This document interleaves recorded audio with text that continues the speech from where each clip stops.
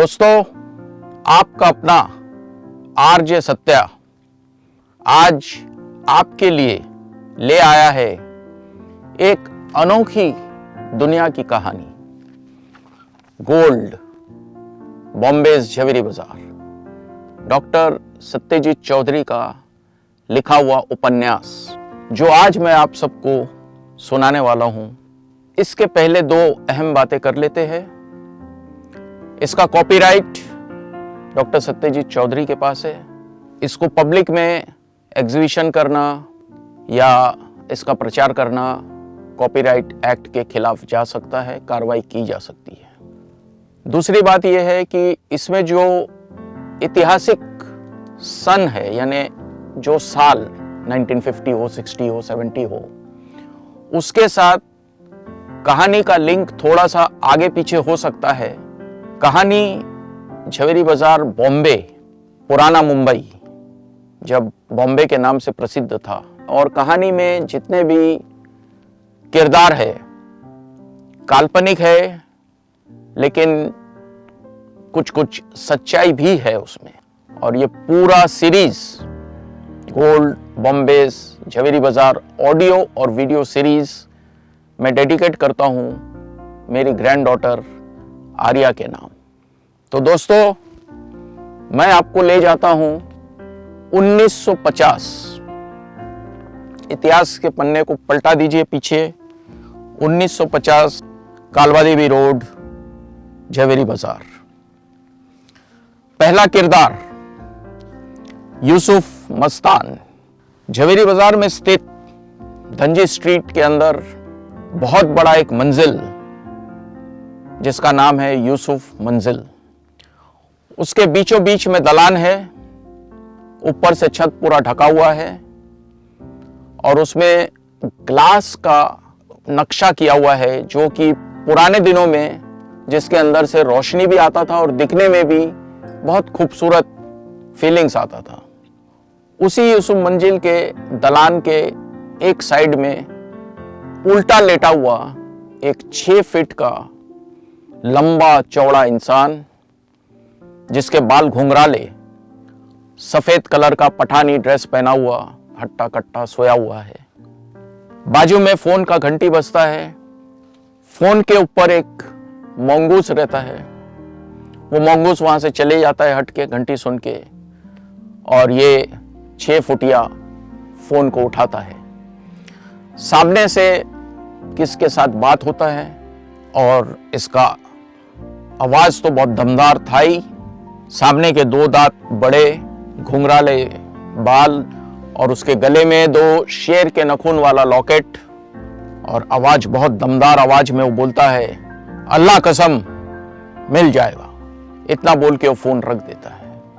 यूसुफ मस्तान एक और चीज पहनता था, उसके नाम का वाई, जिसमें कि डायमंड के चौकीस लगे हुए थे, और ये दोनों चीज, शेर का नखून और पेंडेंट, उसका खास दोस्त झवेरी बाजार का काली बाबू, उन्होंने बनाया था। यूसुफ मस्तान जब 14 साल की उम्र का था, भरूच, गुजरात से बॉम्बे आया था, और उस समय वो काम करता था मनीष मार्केट में, जो कि साउथ बॉम्बे में झवेरी बाजार के पास में है, और वहां इंपोर्टेड सब सामान मिलता था। इसीलिए लोग वहां मनीष मार्केट में जाते थे और इंपोर्टेड सामान खरीद के लाते थे। यूसुफ का काम था कुरियर बॉय। अपने सेट के लिए इंपोर्टेड सामान का डिलीवरी लाता था वो। समुद्री तट पे उस जमाने में स्मगलिंग हुआ करता था। 7 बंगला, 4 बंगला आपने सुने होंगे अंधेरी में। उस समय एकदम गांव था, रोड भी कच्चा रोड था, और 7 बंगले में स्थित एक बॉनबॉन ऑफिस हुआ करता था। वहां से कंट्रोल होता था पूरा बॉम्बे का स्मगलिंग।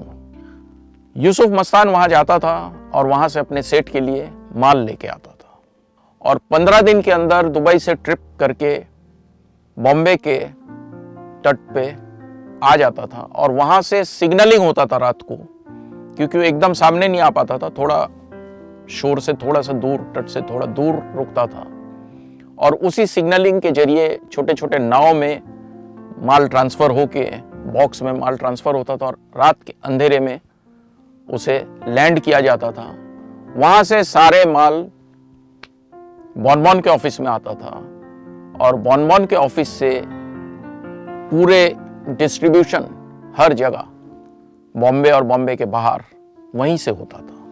यही स्मगलिंग जो बॉम्बे में उस टाइम होता था, कभी कभी पुलिस वालों को इंफॉर्मेशन दे देते थे और उनका रेड होता था।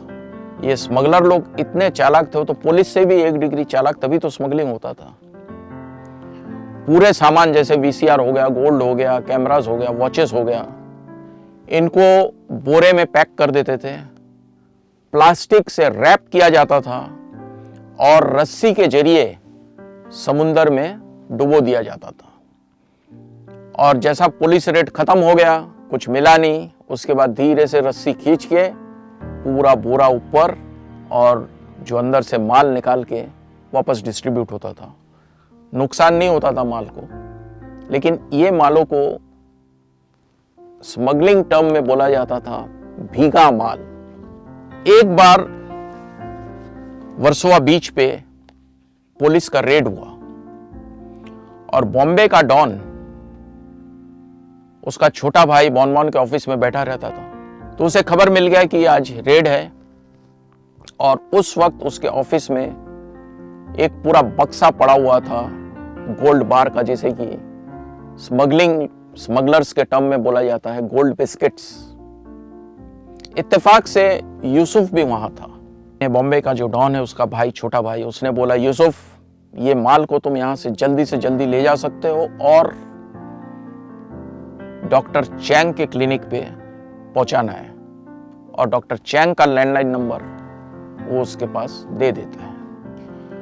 यूसुफ पंछी की तरह जॉनसन एंड जॉनसन का जो बैंडेज टेप होता था, वो टेप दोनों निकालता है, उसमें बिस्किट सजा देता है, ऊपर से एक और टेप लगा देता है और अपने गले पे पूरे सोने के बिस्किट्स, और वो अपना 2 व्हीलर पे जोर से धुआं उड़ाते हुए, सिर्फ सामने रोशनी, कच्चा रोड, वहां से वो अंधेरे में गायब हो जाता है। पुलिस वाले ट्राई करते लेकिन उसको पकड़ नहीं पाते।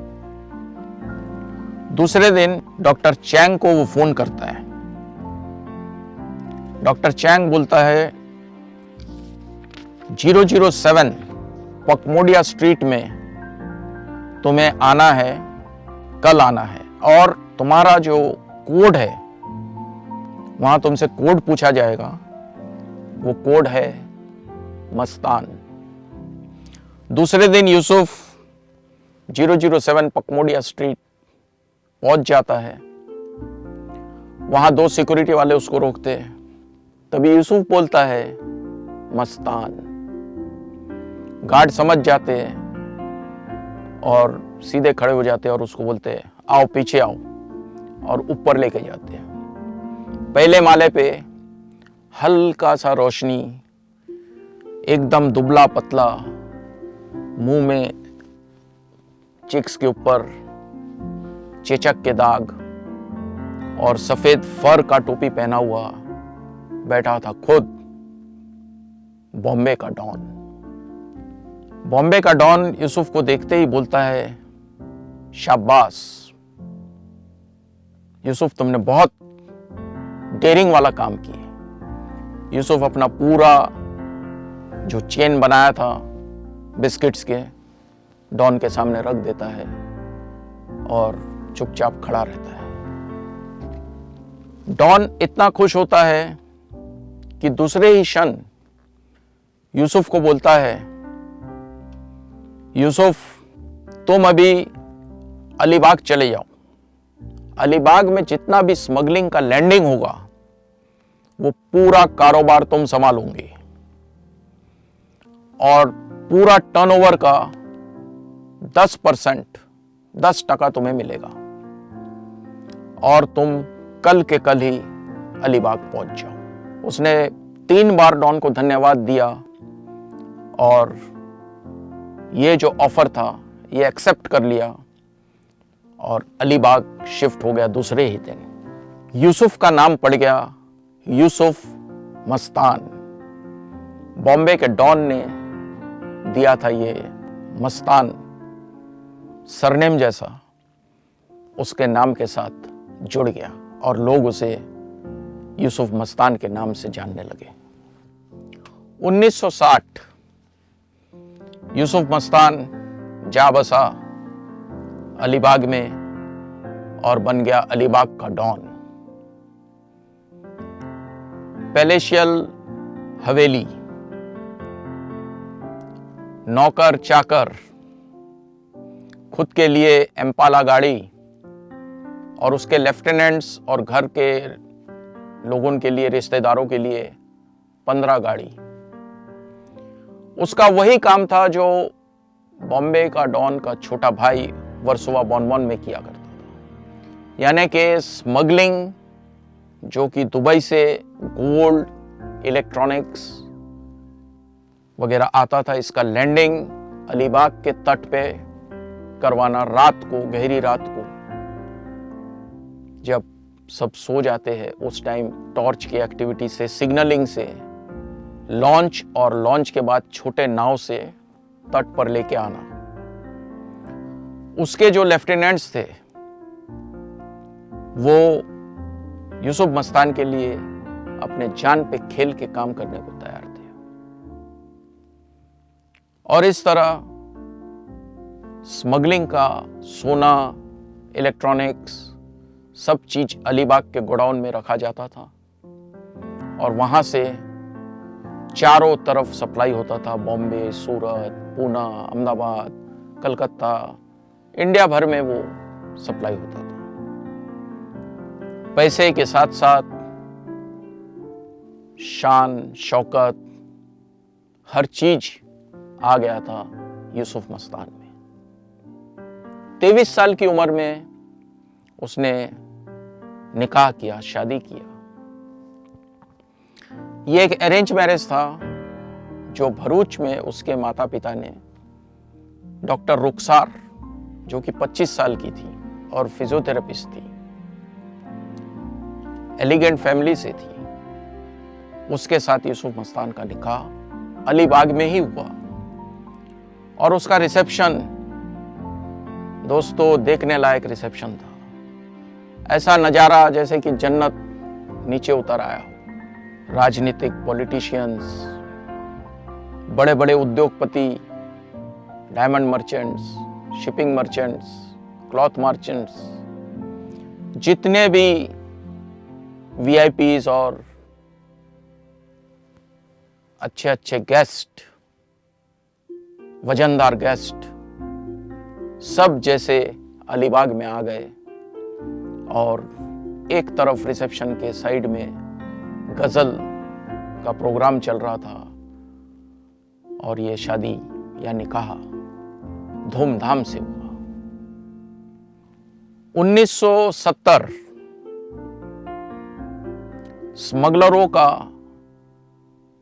जो रुतबा था बॉम्बे में और देश भर में इतना ज्यादा हो गया था कि गवर्नमेंट भी घबरा गया था। क्यों? इनके पास money power, muscle power, assets जो कि ज्यादातर ब्लैक का ही था, इतना ज्यादा हो गया था कि आम आदमी को डर लगने लगा था पावर से इनके। बॉम्बे का डॉन जिसका उम्र होते जा रहा था, काफी धार्मिक हो चुका था और उसके विचार बदल रहे थे।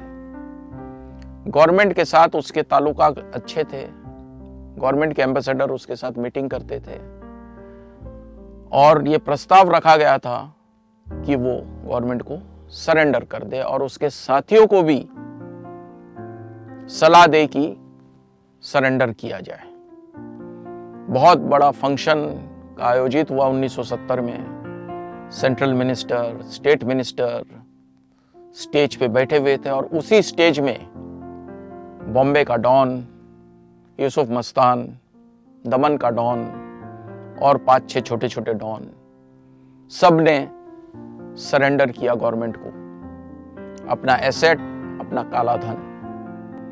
गवर्नमेंट ने पूरा एसेट और काला धन को वाइट बना दिया, एक नॉमिनल टैक्स लिया और इन लोगों को सजा नहीं देते हुए सरेंडर के माध्यम से ये मान लिया कि अभी वो एक नॉर्मल जिंदगी जिएंगे। बॉम्बे के स्मगलिंग में हलचल मच गया क्योंकि कोई था ही नहीं स्मगलर, इन लोग तो सरेंडर कर दिए थे, छोटे मोटे पेटी स्मगलर रह गए थे और पूरा बॉम्बे का जो एक माहौल था ये पूरा माहौल ही बदल गया। बॉम्बे का डॉन ने अभी उसके जो दूसरे डॉन्स थे उनके साथ मीटिंग किया कि ये पैसों का क्या किया जाए। उसने राय दिया और बहुत अच्छा दिमाग लगाया कि ये सारे पैसे जो वाइट हो चुके थे इसको रियल स्टेट में लगाया जाए और बड़े बड़े इमारत बनाया जाए जो कि बॉम्बे का शान हो और इन डॉनों का नाम हो। झवेरी बाजार का एक खासियत ही है क्योंकि व्यापार का जगह है तो वाजिब है कि बहुत महंगा होगा। और बॉम्बे शहर में आप जानते हैं जगह स्क्वायर फीट से बिकता है और वही चीज झवेरी बाजार में हमारे पंडित जी है जिसके बारे में मैं आगे इंट्रोडक्शन करने वाला हूं। वो बोलते हैं कि बंबई का झवेरी बाजार का जगह स्क्वायर फीट से नहीं स्क्वायर इंच से बिका जाता है। 3 चीजें हैं मुंबई के झवेरी बाजार में। अगर किसी के पास 100 स्क्वायर फीट के भी 3 रूम है अलग अलग तो उसका भाड़ा इतना आ जाता है कि एक स्लीपिंग इनकम हो जाता है, उसको और कुछ नहीं करना पड़ता है।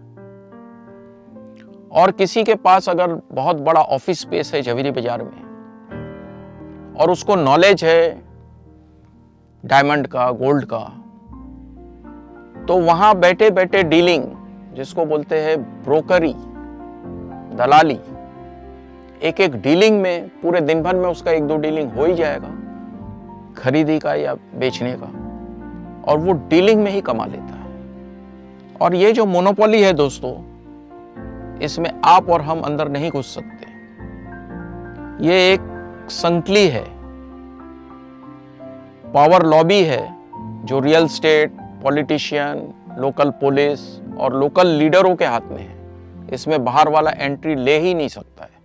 ये एक मोनोपोली जैसा है बाजार के अंदर और वही लोग के थ्रू आपको खरीदना पड़ेगा और बेचना पड़ेगा। जब खरीदेंगे उस टाइम भी ब्रोकरेज देना है, जब आप बेचेंगे उस टाइम भी ब्रोकरेज देना है। तो ब्रोकरेज का अमाउंट भी बहुत ज़्यादा होता है। इसी तरह और ज़्यादातर बिल्डिंग पगड़ी सिस्टम का होता है। पगड़ी सिस्टम यानी उसमें लैंडलॉर्ड रहता है और टेनेंट ओनर नहीं रहता है, लैंडलॉर्ड ओनर रहता है। लेकिन टेनेंसी राइट रहता है, रेंट कंट्रोल एक्ट के हिसाब से उनको निकाल नहीं सकते आप। टेनेंट और लैंडलॉर्ड का केस, इलीगल एक्सटेंशन, थोड़ा सा भी एक्सटेंशन मिल जाए तो आपका बिजनेस बढ़ेगा। लेकिन लैंडलॉर्ड बोलेगा उतना इंच का या उतने स्क्वायर फीट का या स्क्वायर इंच का मुझे पैसा कैश में दो। अगर सेटलमेंट हो गया तो ठीक है, नहीं तो कोर्ट में केस चले जाता है। ऐसा ही एक बिल्डिंग था जिसमें हजारों केस लगे हुए थे। टेनेंट भाड़ा नहीं भरता था, बिल्डिंग मेंटेन नहीं होता था, इलीगल एक्सटेंशन, तो उसका लैंडलॉर्ड परेशान हो गया था। वो आया एक बार यूसुफ मस्तान के ऑफिस में और प्रपोजल दिया कि ये मेरे बिल्डिंग को आप खरीद लो, टेनेंट के साथ, हजारों केसों के साथ, पूरे लायबिलिटी के साथ खरीद लो। यूसुफ मस्तान एक बार बिल्डिंग खुद देखने गया, पूरे बिल्डिंग को देखा अच्छे से, तो लैंडलॉर्ड ने बोला कि साहब मुझे 3 खोखा चाहिए। 3 खोखा यानी 3 करोड़ रुपए, और वो भी 25 लाख चेक में, 2,75,00,000 कैश में। यूसुफ मस्तान ज्यादा सोचा नहीं, अपने लेफ्टिनेंट को बोला, सलीम 2,75,00,000 अभी ले आओ। पहले ही वो पैसा दे दिया, बिना किसी कागज पे साइन किए हुए, क्योंकि उससे कोई चीटिंग करेगा नहीं। यूसुफ मस्तान का पैसा गया, यानी जुबान अटक गया। थोड़े दिन में डील होगा और बाकी जो 25 लाख व्हाइट में ट्रांसफर होगा चेक के जरिए। तो ये कहानी था जवेरी बाजार का रियल एस्टेट का। अभी जो बिल्डिंग यूसुफ मस्तान ने लिया था, उसका खोपड़ी तो एकदम फॉक्स जैसा, सियाल जैसा चालाक। उसने नजर मारते ही ये सोच लिया था पहले ही कि इसको तोड़ गिराएंगे और नया बिल्डिंग बनाएंगे। बीएमसी में उसका पूरा हाथ था। बीएमसी में फर्जी डॉक्यूमेंट्स, फर्जी प्लान चेंज करने में वो माहिर था। उसने 5 माले की बिल्डिंग को 7 माले का प्लान निकाला, जिसमें 2 लिफ्ट और पहले माले पे पूरा माला बैंक के लिए। बैंक के लॉकर्स और बैंकिंग ट्रांजैक्शन का काफी डिमांड है जवेरी बाजार में, क्योंकि व्यापार का जगह है। पहले माले पे एक बाबू था, उसका नाम था रामा बाबू। रामा बाबू बंगाल से आया था और अच्छा बिजनेस जमा के बैठा था। रामा बाबू को संदेश दिया गया कि यूसुफ मस्तान ने बुलाया है यूसुफ मंजिल में। रामा बाबू समझ गया कि कुछ गड़बड़ है। आके बैठा यूसुफ मस्तान के सामने।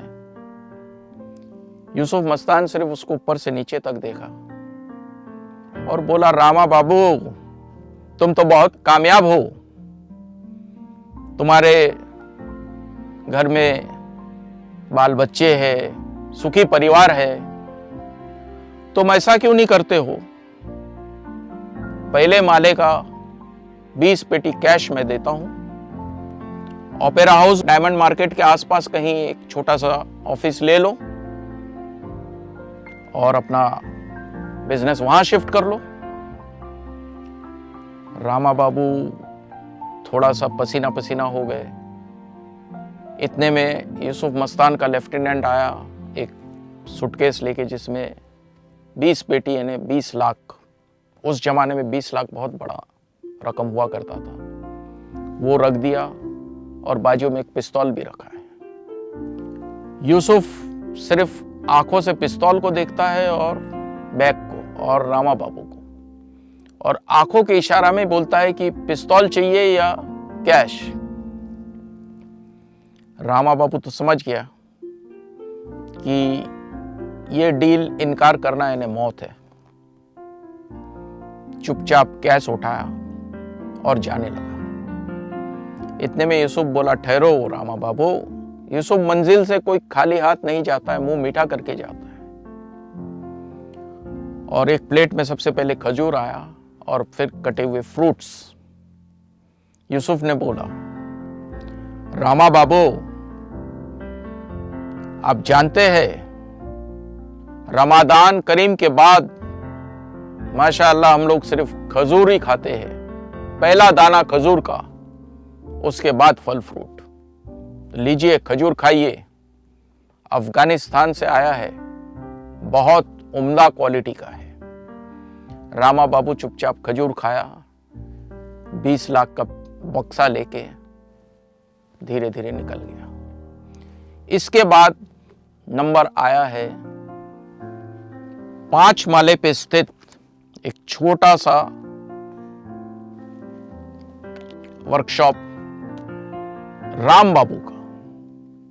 राम बाबू को बुलाया गया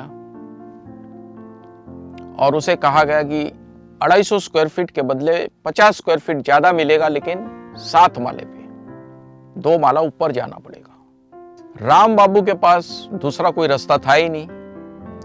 इतने में यूसुफ मस्तान का लेफ्टिनेंट आता है, पेपर्स रख देता है सामने, ट्रांसफर पेपर्स, कि 5 माले के बदले तुमको 7 माले पे 50 स्क्वायर फीट ज़्यादा 300 स्क्वायर फीट का रूम मिलेगा। और अपना कुर्ता थोड़ा सा साइड में करता है, कुर्ते के ऊपर का जो जैकेट है उसको साइड में करता है, यहाँ वो पिस्तौल दिख जाता है। तभी यूसुफ मस्तान उसको बोलता है उसकी ज़रूरत नहीं, बंद करो, राम बाबू को ज़रूरत है फलूदा का, इसका दिमाग ठंडा हो जाएगा और फलूदा से इसका सेहत भी अच्छा खिलेगा। राम बाबू तुरंत साइन करता है और जाने की तैयारी में रहता है। इतने में यूसुफ, उसका ये एक समझ लीजिए एक आदत था और एक रिवाज था कि यूसुफ मंजिल में आया हुआ कोई भी मेहमान बिना कुछ खाए पिए बाहर नहीं जा सकते। चाय हो, शरबत हो, फलूदा हो, खजूर हो, फ्रूट्स हो, या दावत में तो बिरयानी और कबाब, जो कि ईद के पहले हमेशा होता था। तो इसी तरह राम बाबू के लिए थोड़ा सा रुकता है, दौड़ के आदमी जाता है और बादशाह कोल्ड ड्रिंक का फेमस फलूदा लेके आता है। राम बाबू तो समझ गया कि फलूदा तो खाया मैं, लेकिन 5 माले से 7 माला मेरे बिजनेस में थोड़ा तो फर्क पड़ेगा, लेकिन उसके पास भी कोई रास्ता नहीं था और वो पेपर साइन करके फलूदा पी के रवाना होता है यूसुफ मंजिल से। अब आते हैं डायनामिक राजू दास। झवेरी बाजार में हारू बाबू,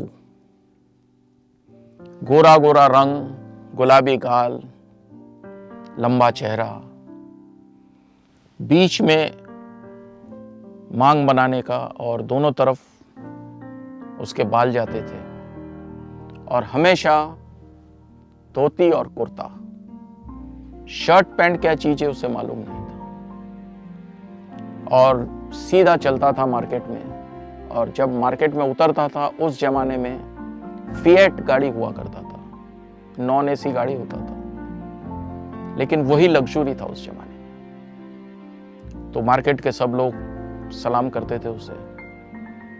और मार्केट के अंदर रॉयल बंगाल क्लब, जो कि बंगाली बाबू लोगों का क्लब था, पहले स्कूल से स्टार्ट हुआ था, बाद में वो क्लब बन गया था। बंगाली लाइब्रेरी आज भी स्थित है, एक कम्युनिटी हॉल जो कि धनजी स्ट्रीट में सत्ते पे सत्ता 77 नंबर की बिल्डिंग के 3 माले पे है। तो हारू दास, रॉयल बंगाल क्लब और रॉयल बंगाल दुर्गोत्सव, दुर्गा पूजा, बॉम्बे का सबसे जूना और सबसे जागरूक दुर्गा पूजा झवेरी बाजार का है दोस्तों। और वो होता है हर साल नवरात्रि में माधव बाग मंदिर के कंपाउंड में, जो कि सीपी टैंक में स्थित है। तो हारू बाबू रॉयल बंगाल दुर्गोत्सव के भी प्रेसिडेंट थे। अगर झवेरी बाजार में कुछ डिस्प्यूट होता है, कारीगर का, दुकानदार का, दुकानदार दुकानदार का, दुकानदार दलाल का, घर मालिक का, ये सारे जहां पे भी व्यापार है वहां डिस्प्यूट होना ही है। ऐसे डिस्प्यूट को इंटरनल सेटलमेंट, आज के जमाने में जिसे लोक अदालत बोलते हैं, उस जमाने में हारू बाबू रॉयल बंगाल क्लब के हॉल में दरबार बुलाते थे और दोनों पार्टियों को बोलने का मौका दिया जाता था और बाद में डिसीजन हारू बाबू और उनके टीम मिलके लेते थे और जो डिसीजन सुनाया जाता था उसे कबूल करना ही पड़ता था, भले वो म्यूचुअल हो। और इस तरह जो केसेस है वो कोर्ट में नहीं जाते थे, आपस में ही म्यूचुअली सेटल हो जाता था। हारू बाबू का एक ही लड़का था जिसका नाम था एडवोकेट राजू दास। 25 साल का एडुकेटेड लड़का झवेरी बाजार में।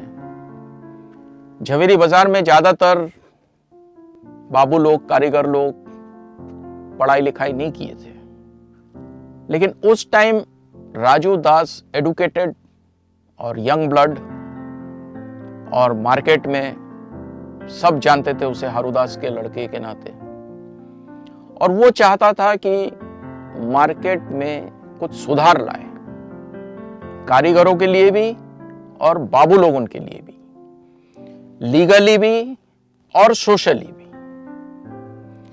लेकिन हारूदास चाहते थे कि उसका लड़का, उसका इतना बड़ा व्यापार था डायमंड ज्वेलरी बनाने का कि फुर्सत ही नहीं था, तो वो चाहते थे कि उसका लड़का उसका व्यापार को संभाले और उसे और आगे बढ़ाए। लेकिन ये वकालत और सोशल वर्क में ज्यादा उलझा हुआ था। ठाकुरद्वार में रहते थे। एक दिन सुबह सुबह नाश्ते के टेबल पे हारू बाबू भड़क उठे और कहने लगे, बेटा ये सब छोड़ो और बिजनेस संभालो। राजू दास ने कहा कि मैं 100 बार बोल चुका हूं कि मुझे ये बिजनेस नहीं करना है, और किस किताब में लिखा है कि बाप का बिजनेस बेटे को संभालना ही है। मेरा कोई इंटरेस्ट नहीं है आपके बिजनेस में। और अब जानते हैं कि आने वाले दिनों में कारीगर के ऊपर बहुत बड़े कानून आने वाले हैं। 18 साल से नीचे कारीगरों को काम नहीं करने दिया जाएगा। हारू बाबू नाश्ता खाते हुए अपने बेटे को रोकते और बोलते, बेटा तू अभी बच्चा है, तू दुनियादारी नहीं जानता है। लेकिन राजू दास खून का गर्मी और जवानी और साथ में एडुकेटेड, वो साफ साफ कहता है कि पिताजी देखो, कारीगरों पे कानून आने वाला है। बिल्डर लोग ये पुराने जगह पे नजर ठान के बैठे हैं, किसी भी दिन कुछ भी गवर्नमेंट से लॉ ला के यहां से हमको निकाल सकते हैं। ये 2 बातें ख्याल रखो। और जो अपने पिताजी के बिजनेस पे चलते हैं, जैसे कि नकुल बाबू चल रहे थे और हेमंतो, दोनों का क्या हुआ? दोनों को व्यापारी ने इस तरह से फंसाया और उन लोगों का किलो किलो का सोना हेरा फेरी हो गया। बेचारे रास्ते पे आ गए और ना उनके पास कोई सबूत है, ना ही कोई कार्रवाई किया जा सकता है। अब ऐसे में बताओ कि बच्चे को अपना बाप का बिजनेस ना समझते हुए लेना, ये तो कोई बात नहीं हुआ। इसीलिए आपका बिजनेस आपके पास, मेरा काम मेरे पास, ये कहते हुए राजू दास निकल पड़ा। हारू दास थोड़ा सा सहमित तो हुआ, लेकिन उसने कहा कि बेटा जरा सोचना, अपने बाप की बात को थोड़ा गौर से सोचना। राजू ने अपना जोश दिखा ही दिया और उसने छोटा सा ऑफिस झवेरी बाजार के गलियों में खोल दिया। छोटा सा ऑफिस, बोर्ड लगा हुआ था एडवोकेट राजू दास LLB, और छोटे मोटे केसेस वो लेने लगा। श्याम बाबू का केस आया। श्याम बाबू ने फोन किया और कहा कि राजू भाई, मेरा एक कारीगर एक नेपाली वैश्या से प्यार करने लगा और पीला हाउस में वैश्या के कोठे में ही कारीगर और नेपाली लड़की दोनों ने जहर लेके सुसाइड कर लिया, आत्महत्या कर लिया। अभी मुझे बचाइए, नहीं तो। इस तरह राजू दास झवेरी बाजार का एक चॉकलेटी हीरो बन चुका था। हर बाबू उसका नाम लेते थे और हर बाबू चाहता था कि उसकी लड़की का हाथ राजू दास को दे। हारू बाबू भी खुश हुए और राजू दास के जन्मदिन पे हार्ले डेविडसन मोटर बाइक, उस समय बहुत कम मिलता था और बहुत महंगा होता था, लेकिन वो बाइक हारू दास ने अपने बेटे को गिफ्ट दिया और इस तरह बाप बेटे में दोस्ती भी हो गया, सेटलमेंट भी हो गया और दोनों खुश भी रहने लगे। हारू दास और उसका बेटा राजू दास बहुत फेमस तो थे ही जवेरी बाजार में, और राजू दास नया हार्ले डेविडसन में जब बाजार के तंग गलियों से हीरो जैसा चलाते हुए जाता था तो सबका नजर उस पर अटक जाता था और वो एक रियल लाइफ हीरो बन चुका था जवेरी बाजार के लोगों के लिए। एडवोकेट राजू दास वकील होने के नाते उसके काफी legal papers, stamp papers, affidavit, notice भेजना, काफी कुछ लीगल वर्क टाइपिंग में होता था और उस जमाने में कंप्यूटर नहीं था, मैनुअल टाइपराइटर से टाइप किया जाता था। प्रिंसेस स्ट्रीट में स्थित प्रेम चाचा का एक ऑफिस हुआ करता था जहां पे ये पूरे काम स्टैम्प पेपर खरीदने से लेके डॉक्यूमेंट्स रेडी करना प्रेम चाचा और उसके स्टाफ लोग राजू के लिए और दूसरों के लिए भी करते थे। एक दिन राजू प्रेम चाचा के ऑफिस में गया। 18 साल की नीलोफर नाम की एक लड़की टाइपराइटर के पीछे बैठी हुई थी। राजू के एंट्री से ही दोनों के नजर टकराए और झुक गए। प्रेम चाचा ने राजू को देखते हुए बोला, बेटा तुमने जो काम देके गए थे अर्जेंट वाला, वो स्टैम्प पेपर वाला, वो रेडी है, बिल्कुल तैयार है, तुम ले सकते हो। राजू ने कहा, प्रेम चाचा धन्यवाद, और फिर वापस पेपर लेते हुए वापस जाते टाइम थोड़ा आड़े नजर में वापस नीलोफर को देखते हुए वो बाहर चले गया। इत्तेफाक से उस रात उसे नींद नहीं आया और दूसरे दिन कोर्ट में वो केस हार गया। जो पार्टी था उसने हारू बाबू के ही लोक दरबार में अपील कर दिया। हारू बाबू कैसे भी समझा बुझा के उसे मना लिया और राजू दास से कहा कि बेटा जरा काम पे ध्यान दो। इस पे राजू ने कहा कि थोड़ा टायर्ड था और कुछ नहीं, सब अच्छा ही है, और मेरा जो असिस्टेंट है अमर, वो भी ठीक से काम नहीं कर रहा था, इसलिए थोड़ा सा गड़बड़ी हो गया। इतना कहना था कि दूसरे दिन अमर एक कैडबरी लेके आके अपने बॉस को देता है कि ये नीलोफर ने भेजी है आपके लिए। राजू कैडबरी का रैपर खोलता है तो उसमें लिखा रहता है कि मेरी जिंदगी एक पत्थर था, पत्थर जैसा, और तुम्हारे आने से ये पत्थर डायमंड बन गया है। अपने प्यार का इजाज, उस जमाने में व्हाट्सएप नहीं था, इस तरह से हुआ करता था। राजू बहुत खुश हो गया और उसके चेहरे पे खुशी का लहर दौड़ आया। अपना हार्ले डेविडसन लेके सीधा मरीन ड्राइव, और दोस्तों दुनिया में मरीन ड्राइव का जो क्वींस नेकलेस है, अगर वहां टू व्हीलर किसी ने चलाया हो फुल स्पीड में, वो जो थ्रिल, वो जो मजा, वो जो एड्रेनलिन रश है, वो और कहीं नहीं है। तो राजू मरीन ड्राइव में जाके बैठ गया और काफी लेट आया घर पे। कहते हैं ना कि प्यार सब चीज को बदल देता है, इसी तरह राजू के जिंदगी में भी बदलाव आ गया।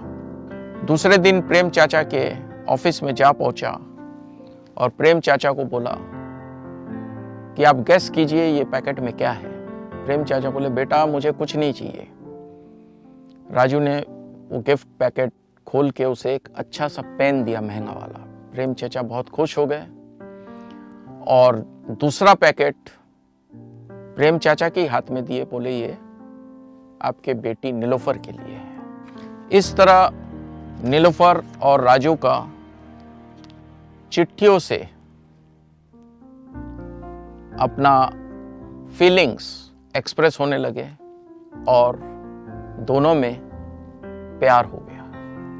आगे बढ़ते हैं, एक और धुरंधर रफीक मोल्ला, अभी तो 40 साल का है। 20 साल की उम्र में बॉम्बे आया था, हुगली डिस्ट्रिक्ट, बंगाल के हुगली डिस्ट्रिक्ट से, खाली हाथ।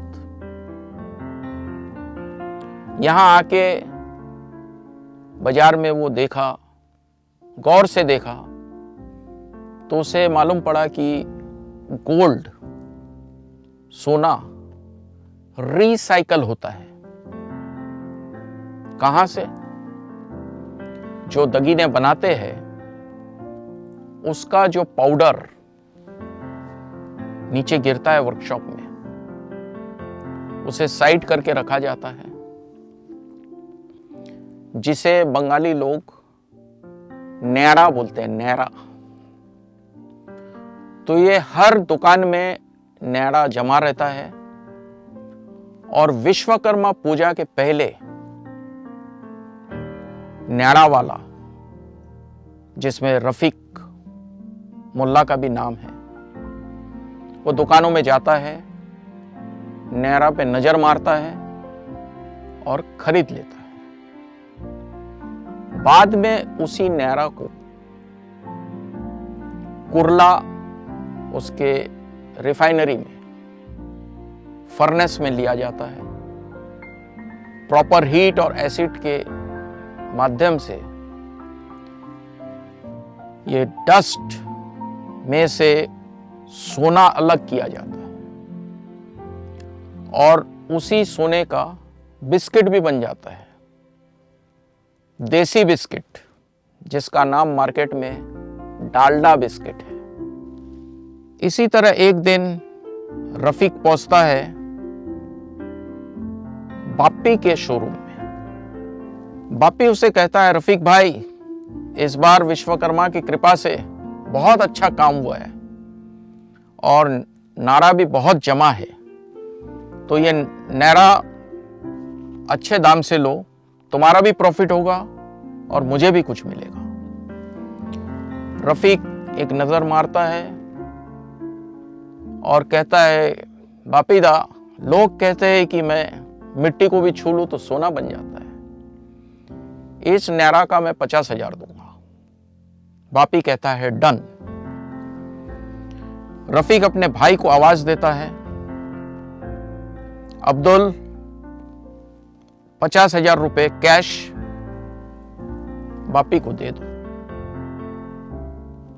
चाय पानी मंगाया जाता है और रफीक निकल के दूसरे दुकान की तरफ। अब्दुल उसे पूछता है, रफीक दादा है ना बड़ा भाई, आप दूसरे दुकानदारों को 5-7 हजार देते हैं, ये बापी के दुकान में ऐसा क्या है कि आप 50,000 दिए? रफीक उसे समझाता है कि बापी काम करता है डायमंड का और आधा सेंट के डायमंड के टुकड़े भी इस नारा में है। यह नारा जो जमा होता है, इसमें डायमंड भी मिलेगा और गोल्ड भी मिलेगा, तो वाजिब है उसे मैं ज्यादा पैसे दूंगा क्योंकि मैं भी ज्यादा कमाऊंगा। तो इस तरह एक अजीब व गरीब कैरेक्टर रफीक खुद ये सारे नाराओं को लेके जाता था कुर्ला में और फर्नेस के ताप में पसीने से लथपथ खुद अपने हाथों से सोना अलग करता था, जहां डायमंड्स मिल गए डायमंड्स अलग होता था। और इस तरह बहुत बड़ा सेठ बन गया था जवेरी बाजार का। 40 साल की उम्र में आलीशान घर कुर्ला में उसके 2 भाइयों के साथ, अब्दुल और हमीद, दोनों के साथ वो वहाँ रहता था। और उस जमाने में उसके पास एक फिएट गाड़ी विद ड्राइवर, जो कि एक स्टेटस सिंबल भी था। ड्राइवर के साथ वो बाजार में एंट्री होता था और काम नारा का करता था। अब्दुल और हमीद और रफीक मुल्ला, इन्होंने इतना कैश बना लिया था कि रफीक का अगला बिजनेस, अगला ग्रोथ तार पट्टा। तार पट्टे का बिजनेस ऐसा है, जो सोने का बिस्किट दिया जाता है, उसमें से वायर्स बनते हैं अलग अलग साइज के, अलग अलग डायमीटर के, कोई बारीक कोई मोटा। होल रहता है और तार पट्टे के मशीन में उसे खींच के वायर बनाया जाता है, जो वायर ज्वेलरी मेकिंग में काम आता है। एक तो इसका मजूरी मिलता है, दूसरा उसमें भी एक छुपा हुआ इनकम है। वो ये कि जब तार खींचा जाता है तो उसके भी गोल्ड के पाउडर नीचे गिरते हैं। और बाजार का नियम बोलो, रूल बोलो, यही है कि जो गोल्ड गिरा वो तरपट्टे वाले का हो गया। धीरे धीरे रफीक ने कांच का केबिन बना लिया, उसका ऑफिस, एसी ऑफिस। उन दिनों जो बाबू लोग, व्यापारी लोग एसी ऑफिस में बैठते थे जवेरी बाजार में, उनका स्टेटस थोड़ा ऊंचा रहता था। एसी ऑफिस में बैठकर कांच से उसका नजर पूरे तरपट्टे पे रहता था, कितना काम आ रहा है, कितना काम जा रहा है, कितना नीचे गोल्ड डस्ट जमा हो रहा है। और हर दिन वो गोल्ड डस्ट उसके कब्जे में हो जाता था। विश्वकर्मा पूजा में रफीक का ज्यादातर दुकानदारों से ऐसे संबंध थे कि सब उसे बुलाते थे विश्वकर्मा पूजा में दर्शन के लिए। बापी ने भी बोला कि रफीक भाई, आज कल हमारा जो पूजा है, आज तैयारी चालू है और इस बार बहुत धूमधाम से पूजा होने वाला है और इसका विसर्जन भी डीजे के साथ, धूमधाम से नाच गाने के साथ होने वाला है, आप कल जरूर आइए।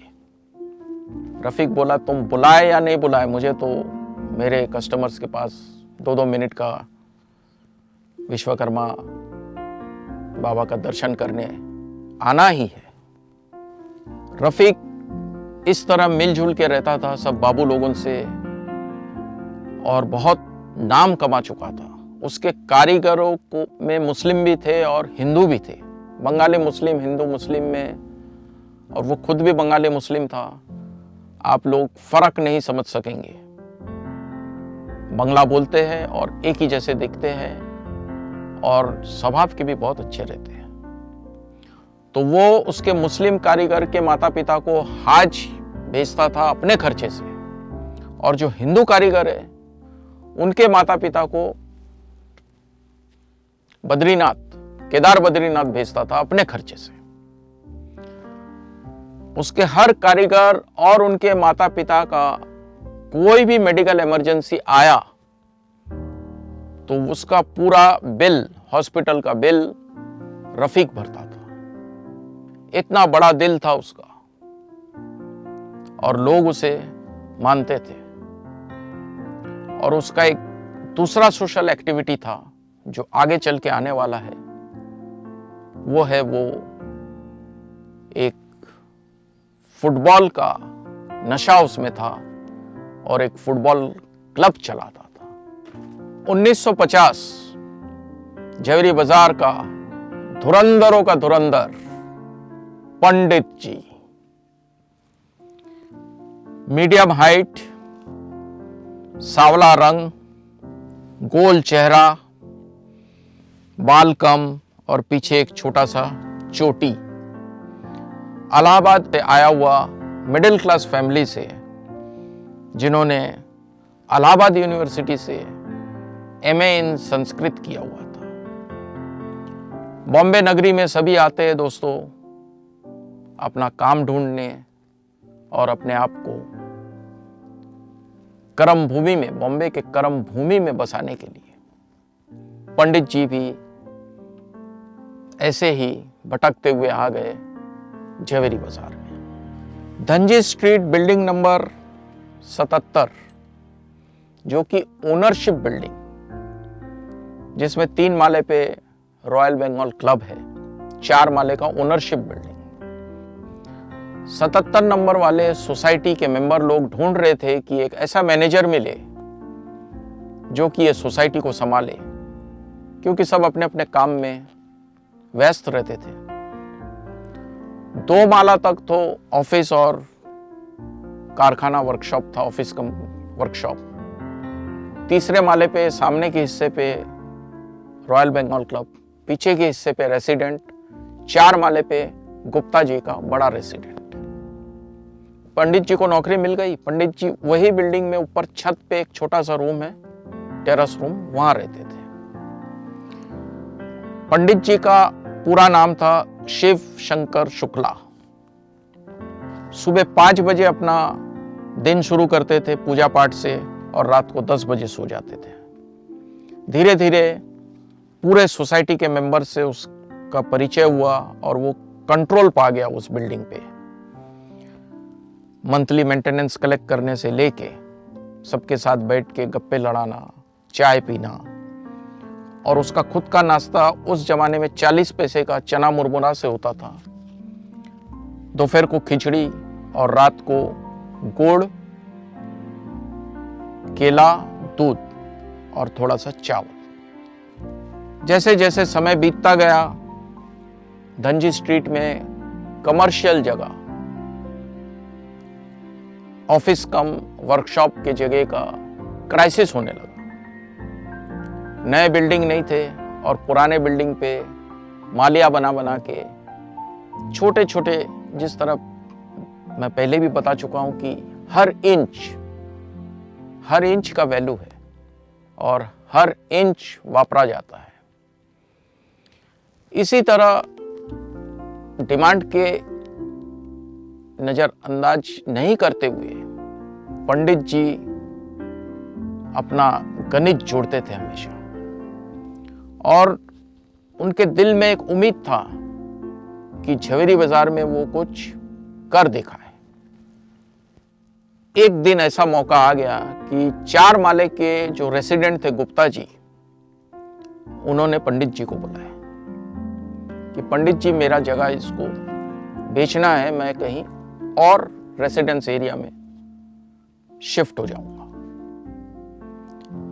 पंडित जी ने कहा कि आपका जगह का वैल्यू, उसका गणित बहुत बहुत क्लियर कट था। इतने दिन रह के हर जगह का वैल्यू और हर बिल्डिंग का इतिहास उसे मालूम था, पगड़ी वाले बिल्डिंग का भी और ओनरशिप का भी। तो उसने कहा कि गुप्ता जी ये जगह का वैल्यू आपका 5 लाख है, मैं आपको 6 लाख दिला दूंगा। गुप्ता जी बोले वो कैसे? बोले देखो गुप्ता जी, आपका ये 5 लाख का पूरा जगह बिकेगा नहीं, मार्केट में कैश टाइट है और ये तो ओनरशिप है, कुछ तो दिखाना पड़ेगा गवर्नमेंट को। इसको ऐसा करते कि आपके जगह को 5 भाग में छोटे छोटे वर्कशॉप कम ऑफिस बना देते, और आप तो चेयरमैन हैं, आप शेयर सर्टिफिकेट को 5 हिस्से में कर दीजिए। 4 हिस्सा में 1.5 लाख में बेच दूंगा,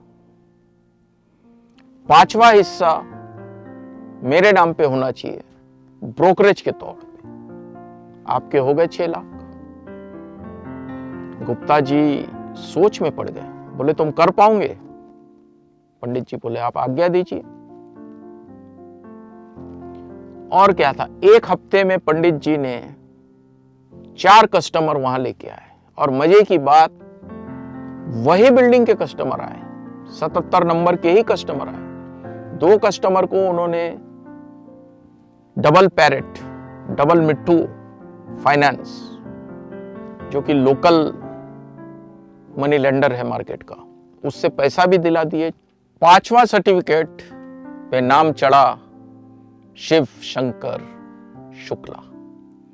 इस तरह पंडित जी बन गए सोसाइटी के मेंबर एंड ओनर, एक छोटा वर्कशॉप और कम ऑफिस का।